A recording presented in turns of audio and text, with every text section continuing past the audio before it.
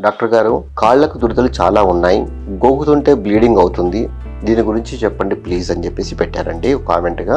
కాళ్ళకు మాత్రమే దురదలు అవుతున్నాయి అని అనుకుంటే అది ఎంత కాలం నుంచి అవుతున్నాయి? మీకు వయసు మెన్షన్ చేయలేదు మాకు. దురదలు కాళ్ళలో మాత్రం అవుతున్నప్పుడు అక్కడ ఏమైనా పొక్కులు వస్తున్నాయా? పొక్కులు మీకు స్ట్రెస్ ఎక్కువైనప్పుడు మాత్రమే కొన్నిసార్లు ఈ దురద పెడుతూ ఉంటుంది. అక్కడ ఈ యొక్క పొక్కులతో పాటు ఏమైనా రసిగా కారేటువంటి ప్యాచెస్ ఏమైనా ఉన్నాయా? అంటే ముఖ్యంగా కాళ్ళకు దురద పెట్టేటువంటి కండిషన్లు కామన్ గా ఉన్నటువంటి కండిషన్స్ వచ్చేసి ఏంటంటే ఎగ్జిమా, రెండో కండిషన్స్ వచ్చి ప్రోరేగో సింప్లెక్స్ అని చెప్పేసి అంటూ ఉంటాం. కొందరిలో ఈ ప్రోరేగో సింప్లెక్స్ లో అయితే చిన్న చిన్న బొడిపల్లాగా వచ్చేసి అవి స్కిన్ ఊడిపోయి అక్కడ నుంచి గోకినప్పుడు రక్తం కూడా కారేటువంటి అవకాశాలు ఉంటాయి. ఇంకా మరి కొందరిలో అయితే ప్రోరేగో నాడ్యులారిస్ అని చెప్పేసి అంటూ ఉంటాం.